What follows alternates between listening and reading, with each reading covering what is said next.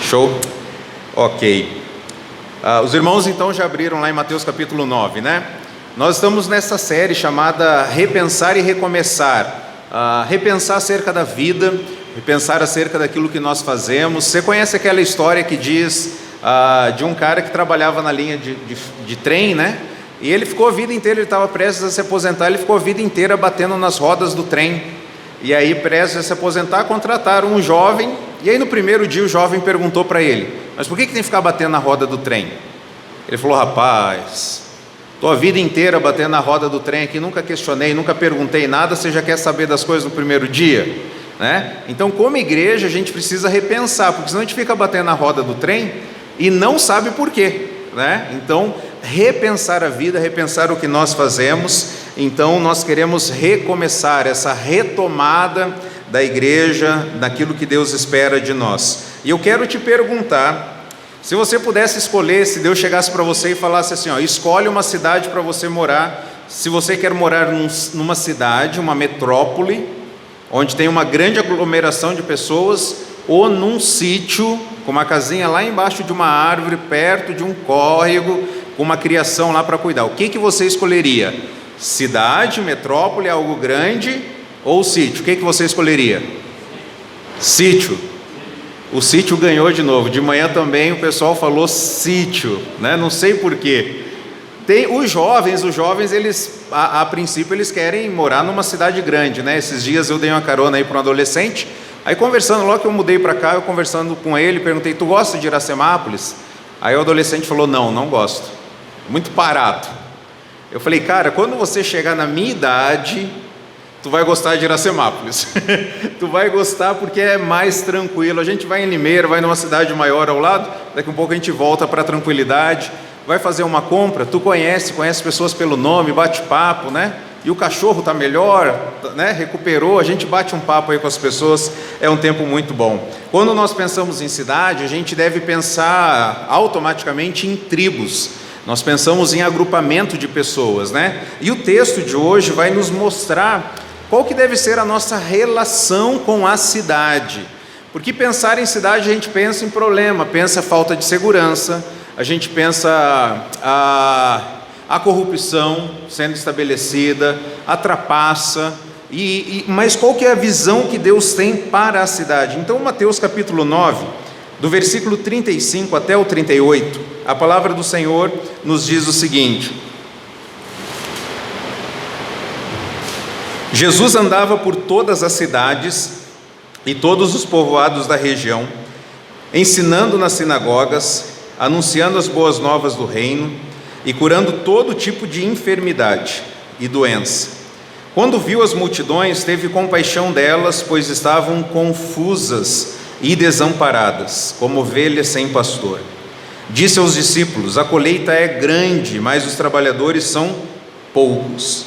Orem ao Senhor da colheita, peçam que Ele envie mais trabalhadores para os seus campos. Nessa primeira parte nós vamos compreender que Jesus ele passava pelas cidades, né? Ele passava pelos locais onde havia aglomeração de pessoas. E quando nós pensamos, conforme eu mencionei no início, em cidade, a gente pode pensar automaticamente nos problemas que a cidade tem, de infraestrutura, de saneamento, né, de segurança, de corrupção. E aí nós conhecemos muito bem aquele versículo de Jeremias, quando Deus diz assim: eu sei os planos que eu tenho para vocês, planos de fazer prosperar e não de causar dano, né? Eu sei o futuro que eu tenho planejado para vocês, peçam a mim e eu vou ouvir, eu vou responder. Mas o que a Bíblia diz antes disso? No versículo 10 diz o seguinte: assim diz o Senhor: vocês ficarão na Babilônia durante 70 anos, depois disso eu virei e cumprirei todas as boas promessas que eu fiz e trarei de volta para casa. Olha o que Deus está falando. Deus estava levando o povo de Israel para a Babilônia. Eles ficariam cativos, presos lá durante 70 anos. Eles eram inimigos, e o que você deseja com o inimigo? Derrotá-lo.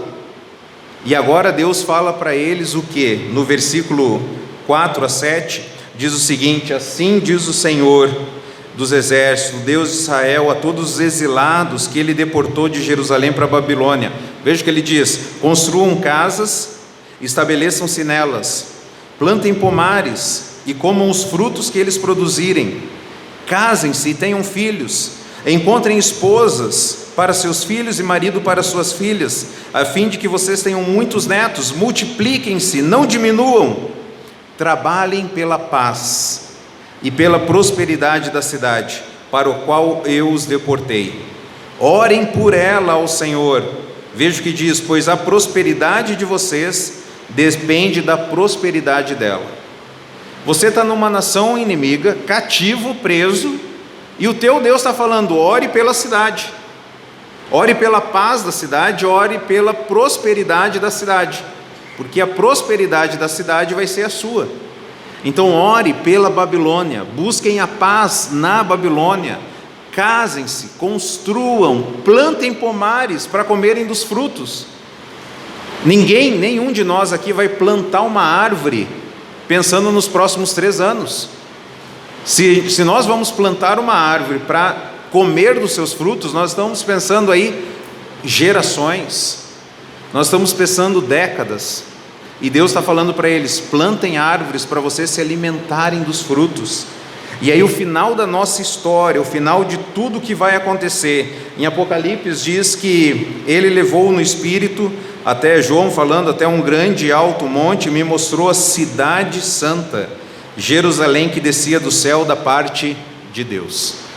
O final da história é que nós vamos morar numa cidade. Então aproveite o teu sítio, ele é temporário. O final da história é que nós estaremos numa cidade construída por Deus, a Nova Jerusalém. Então Deus tem um plano, Deus tem algo especial para a cidade. Por que as cidades são importantes para Deus? É porque o que elas produzem? É pela cultura? As cidades são importantes para Deus porque tem pessoas, e Jesus passava pelas cidades, Jesus passava onde havia aglomeração de pessoas. Nós conseguimos observar, analisar a cidade quando nós estamos caminhando. De carro é muito rápido, mas quando nós caminhamos a gente consegue observar o costume da cidade. E Jesus, ele passava então pelas cidades. Mas o que ele fazia? No versículo 35 ainda diz que ele ensinava nas sinagogas, ele anunciava as boas novas do reino. Jesus é a verdade e ele ensina a verdade. Nós vivemos hoje num mundo pós-moderno, onde tudo é relativo. A tua verdade não significa que seja a minha verdade.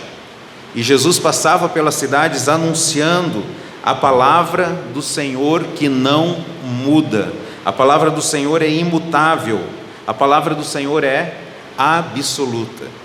Aquela velha história, quando alguém diz assim, não existe verdade, né? Porque cada um tem a sua, e a pessoa diz assim, não existe verdade. Aquela velha história é para perguntar para a pessoa: isso é verdade? É óbvio que a verdade existe. A verdade, ela é absoluta. Existe o certo e existe o errado. E errado é errado, mesmo que todos façam. E o certo é certo, mesmo que ninguém faça. Existe o certo e existe o errado. Jesus anunciava a verdade. Por causa hoje nós estamos bastante antenados com as orientações que a gente recebe do Ministério da Saúde, e aí vem sempre aquela informação: é ciência, é ciência, é ciência. Você já ouviu isso, né? Mas já reparou que às vezes uma informação é diferente da outra? Não vem dos animais, não veio dos animais, não, o animal não passa, não, agora o animal passa, porque a ciência, ela vai descobrindo as informações. A ciência age com base em informações que ela vai descobrindo. A verdade do Senhor não vai mudar. Quanto mais nós estudamos, mais nós entendemos a palavra do Senhor. É por isso que Jesus falou: o céu e a terra desaparecerão, mas as minhas palavras jamais desaparecerão. Vamos ler juntos? O céu e a terra desaparecerão, mas as minhas palavras jamais desaparecerão. Quem falou isso? Jesus. E Ele está dizendo que eu e você, nós podemos confiar no que Ele falou, na palavra do Senhor, que não muda. As opiniões do homem, do ser humano, mudam. Nós mudamos de opinião constantemente. Às vezes a gente gosta do inverno, e às vezes a gente gosta do verão. Às vezes a gente gosta de uma determinada cor, passado o tempo a gente gosta de outra. A gente gosta de um tipo de alimento, de repente a gente já está gostando de outro alimento, porque a nossa opinião, a minha, a sua, muda, mas a palavra do Senhor não muda. A palavra do Senhor é imutável, é absoluta, e nós podemos descansar a nossa alma no que Deus falou, não no que os homens falam, mas no que Deus falou. Então Jesus passava pelas cidades, falando a verdade, fazendo o que mais? Agindo em amor. No versículo 35 tem uma palavrinha aí no final, uma ideia, né, no final do versículo que eu não mencionei. O que Jesus fazia? Ele anunciava, ele pregava, e o que mais que ele fazia? Ele curava. Ele curava as pessoas, ele agia em amor, ele curava as enfermidades e doenças. No Salmo 19, versículo 7, diz o seguinte: a lei do Senhor é perfeita e revigora a alma. A lei do Senhor, a palavra do Senhor, ela é perfeita e ela revigora a nossa alma. Se você já estudou um pouco sobre a composição do ser humano, talvez você já ouviu falar na seguinte expressão, tricotomia, na seguinte palavra, né? Tricotomia, que o ser humano é um ser tricotomo, ou seja, corpo, alma e espírito. Talvez você já ouviu falar sobre isso. Só que essa ideia não tem origem nas Escrituras. Essa ideia veio dos gregos, que invadiu a igreja, e a igreja começou a acreditar que o ser humano é corpo, alma e espírito. Não é. Quando nós olhamos a evidência daquele que nos criou, a palavra do Senhor nos revela que o ser humano não são apenas três partes. Por exemplo, Gênesis 2:7, né? Quando Deus sopra o fôlego de vida em Adão, e a partir dali Adão se tornou um ser vivente, uma alma que vive. Ele se tornou um corpo almatizado, ou uma alma corporizada, um ser vivente, uma coisa só que está vivendo, ok? E não apenas três partes, porque aí depois veio aquela ideia que o médico cuida do corpo, o pastor cuida do espírito e o psicólogo cuida da alma. Mas quando nós olhamos para as Escrituras, alma e espírito são a mesma coisa, é a parte imaterial do ser humano, que horas o autor bíblico chama de alma e ora ele chama de espírito. Vou te dar um exemplo.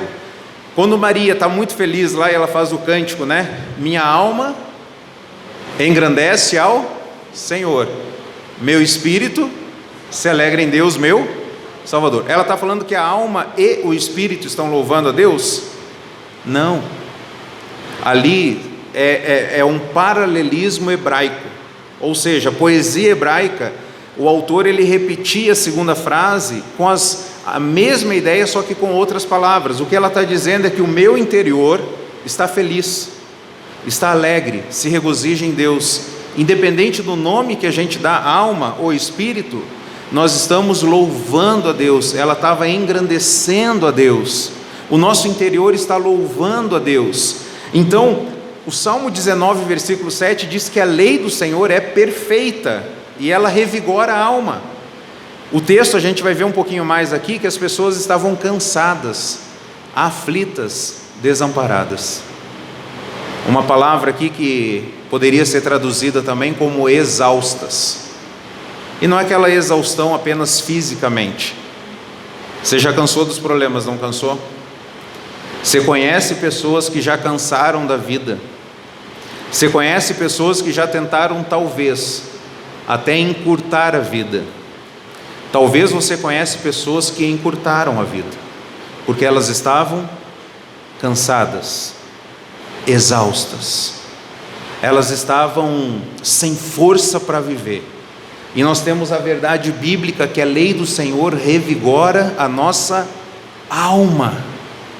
A palavra do Senhor refaz, ela conserta, ela renova o nosso espírito abatido.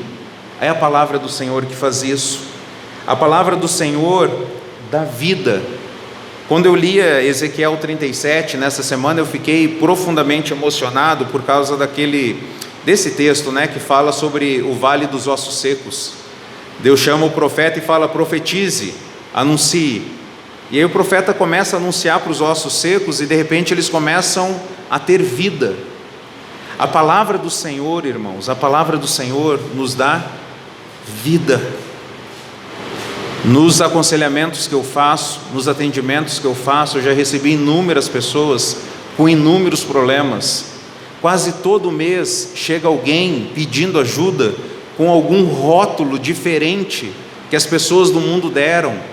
E quando a gente vai olhar para a palavra, a gente vê que talvez a pessoa está com medo, talvez a pessoa ela está com ansiedade, talvez ela tem falta de sabedoria.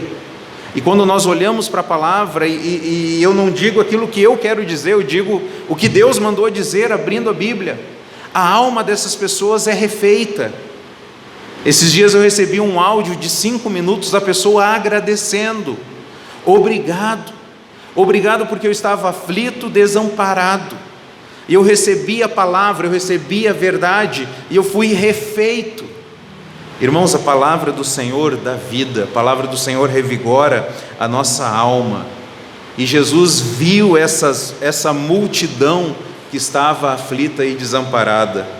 Ele teve compaixão dessas pessoas que estavam como ovelhas sem pastor. É tão ruim quando a gente está sofrendo e a gente não sabe a quem recorrer, não é verdade? Puxa, como é que eu saio dessa situação aqui? E a gente fica lá com os nossos pensamentos que não são muito bons. Essas ovelhas sem pastor. E sabe o que é mais interessante, irmãos? Tristemente falar isso, que em Jerusalém havia mais de 400 sinagogas. Não faltavam líderes. O que faltavam eram pessoas que estavam querendo ajudar outras pessoas. O seu problema é o meu problema. Eu vou orar por você, eu vou te ajudar, nós vamos caminhar juntos. A palavra do Senhor vai construir, reconstruir, renovar a sua vida. A palavra do Senhor é poderosa, a palavra do Senhor ela é boa, a palavra do Senhor dá ordem ao caos, a palavra do Senhor transforma. Não existe impossível para Deus, amém? Não existe, irmãos. Às vezes a gente olha para alguma situação e a gente fala: cara, humanamente é impossível isso. Mas quando Deus fala, o milagre acontece.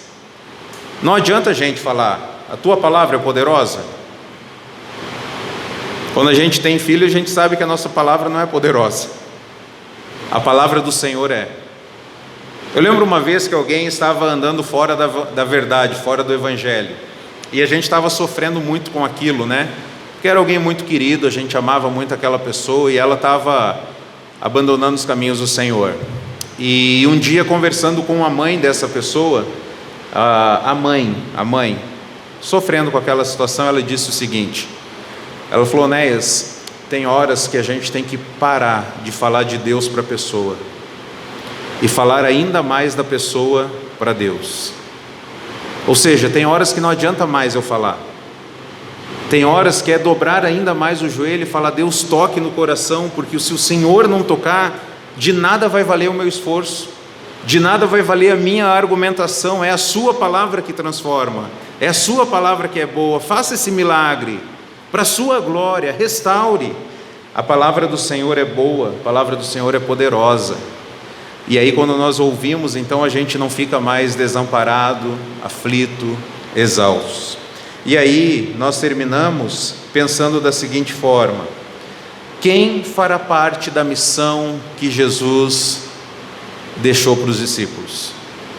Jesus, ele passou pelas cidades falando a verdade e agindo em amor, e ele viu as pessoas que estavam aflitas, desamparadas, e aí ele fala para os discípulos: a seara é grande, tem muitas pessoas para serem cuidadas, peçam ao Senhor que envie novos trabalhadores, novas pessoas para fazer essa tarefa de cuidar de gente, cuidar de pessoa. É mais fácil a gente cuidar do prédio, mas Deus nos chama a cuidar de pessoas, nos relacionar com pessoas. A colheita é grande, mas os trabalhadores são poucos. Conforme eu mencionei aqui na mensagem, tem horas que nós estamos aflitos e desamparados, né? E aí a grande pergunta é: quem vai cuidar de mim? Quem vai cuidar do médico no pronto-socorro? O médico tem seus problemas lá, e quem é que cuida dele, né? E no reino de Deus, quem é que cuida dos cuidadores? Quem é que cuida? Jesus cuida de nós, irmãos, quando nós estamos cuidando das pessoas. Nós servimos a Jesus quando nós estamos servindo as pessoas. Quando nós damos água para alguém, quando nós cuidamos de alguém, nós estamos servindo a Jesus. Então eu sirvo a Jesus quando eu cuido do povo dele. Então eu gostaria de contar uma história para você, antes de nós vermos 3 ações aqui que a gente pode colocar em prática à luz dessa mensagem. Eu lembro uma vez a minha esposa, ela estava muito triste, ela estava num período muito triste. As mulheres já lutam com os hormônios aí um período no mês, né? Então imagine aquele período do mês que você já está mais sensível, tá? Você preparou um almoço para o marido, para a família, um domingão igual hoje, e aí você terminou de fazer o almoço e você ficou só olhando para ver as reações, né? Esperando aquele: nossa amor, que delícia que está esse prato, né? E aí você só está olhando lá e ninguém fala nada. E aí de repente vocês falam assim, você fala: tá bom, né, gente? Aí, para não mentir, a gente fala: tá um pouco sem sal, ou tá um pouco frio, mas tá bom, né? Já teve melhores. Mas não adianta explicação, você vai ficar triste. Aí vai vir aquele sentimento, né? Não presto para nada, nem para fazer um arroz, nem para fazer um feijão. E aí vem aqueles sentimentos inúteis, né? Esses maus pensamentos que não são verdades. A ela estava num daqueles dias extremamente triste, muito triste, muito triste. Aquele dia que praticamente só chora, encostou, chora. E uma irmã da igreja ligou para ela, falando: Amarílis, eu preciso muito conversar, estou passando uns problemas aí, eu preciso conversar. E eu vendo a ligação acontecendo, eu fiquei só observando a minha esposa, o que ela ia fazer. Para a gente chegar na casa dessa irmã, era meia hora de carro, para a gente conseguir chegar lá. Era basicamente um rally, para a gente conseguir chegar na casa dessa irmã. Ela desligou o telefone e falou: Néias, a irmã fulana de tal quer que eu vá lá na casa dela, mas eu não vou não, porque eu estou mal. Eu falei: não amor, você vai. Não, mas eu estou mal. Não amor, você vai, porque tudo que você vai falar para ela é para você mesmo que você vai falar. E eu te digo mais, que Jesus falou: mais bem-aventurado é dar do que receber. Então você vai, e quem vai ficar mais feliz no final da conversa, eu te garanto que é você, não é ela. Não amor, não, vai lá, pode ir, vai tranquilo. Vai por amor a Jesus, vai por fé, vai por obediência, mas vai. Irmãos, meia hora para chegar na casa da mulher, a foi chorando. Mas ela foi consciente, não foi porque estava sendo obrigada, porque não estava. Ela entendeu a missão dela. É aquilo que você entende a sua missão e vai chorando. É: Pai, se possível, Pai, afasta de mim esse cálice, contudo não seja como eu quero, mas sim como Tu queres. E ela foi em obediência a Jesus. Chegou lá, ficou 2h30 na casa da mulher, e eu do lado de fora, 2h30. Geralmente o homem fica bravo esperando mulher, né? No shopping, no mercado. Naquele dia eu estava tranquilo, porque eu sabia o que estava acontecendo. De repente a porta abriu, e aí as duas conversando e dando risada. Eu falei: olha lá, o milagre aconteceu. Daqui um pouco ela entrou no carro, e ela falou: tu fica quieto, porque eu estou com raiva de ti. Eu falei: mas tu está feliz, não está? Ela falou: tô, né? Ela estava com um sorriso de orelha a orelha, porque ela fez o que Jesus queria que ela fizesse. Mais bem-aventurado é dar do que receber. Quem é que cuidou dela quando ela estava cuidando de alguém? Jesus, irmãos. Jesus cuida de nós quando nós cuidamos do povo dele.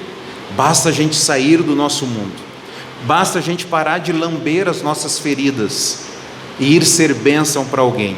Então eu gostaria de terminar essa mensagem com 3 lições práticas aqui. Em primeiro lugar, cuide de pessoas. Cuide de pessoas. Disponha-se, fale para Jesus: Jesus, eis-me aqui, Senhor, me usa, Me usa. Os discípulos eram perfeitos, irmãos? Não eram, mas Jesus chamou eles para ser bênção. Eles eram imperfeitos como eu e você nós somos, mas se coloque à disposição de Jesus. Eles não eram eficientes como eu e você nós não somos, mas se coloque à disposição. Jesus, use a minha vida para ser bênção para as pessoas, se relacionar com elas, com as pessoas de forma intencional. Abra sua casa para receber um grupo de cuidado. Abra sua casa para uma vez por semana, na terça-feira, na quarta-feira, na quinta-feira, receber irmãos lá para estudar, ler a Bíblia juntos. Abra sua casa, cuide de pessoas. Em segundo lugar, aprenda a verdade e transmita o que você já aprendeu. Aprenda a palavra do Senhor. Ano que vem a gente vai ter uma escola teológica aqui na igreja, que a gente vai estudar, vai ensinar do básico ao avançado. Quem sabe um dia você não vai nem precisar ir para um seminário, se você quiser, porque a igreja vai te dar todo o subsídio doutrinário, teológico, conhecimento de Cristo, da vontade dEle, aprender a palavra do Senhor. Às vezes a gente acha que a gente precisa ter um diploma. Não precisa. Você sabe que você é um pecador. Você sabe que Jesus é um grande Salvador. Você sabe que a palavra do Senhor é poderosa, que transforma. Ensine essas verdades. Acompanhe pessoas, passe para as outras pessoas. E por fim, seja um voluntário. Seja um voluntário. Essa equipe que está aqui, ela serviu de manhã, está servindo à noite. Nós precisamos de irmãos para ajudar. Se coloque à disposição de Deus. Manda uma mensagem durante a semana: Onéias, pode contar comigo, o que está precisando? Conta comigo, eu quero ser bênção para as pessoas, eu quero ser um voluntário. O que você está precisando? Se eu não souber fazer, eu vou dar um jeito de achar alguém que faça. Mas conte comigo, conte comigo. Eu quero usar a minha vida para a glória do Senhor, para que pessoas sejam abençoadas, pessoas sejam salvas, pessoas sejam transformadas. Por que nós fazemos tudo isso? Porque nós queremos amar a Jesus e ajudar as pessoas a serem transformadas por Ele. Amém? Vamos dizer juntos? Amar a Jesus e ajudar as pessoas a serem transformadas por Ele.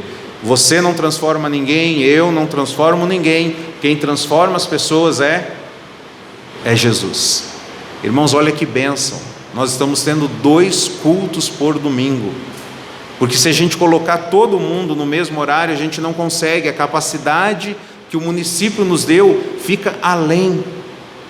E nós queremos que mais pessoas ainda sejam salvas, alcançadas, transformadas por Jesus. Vamos orar?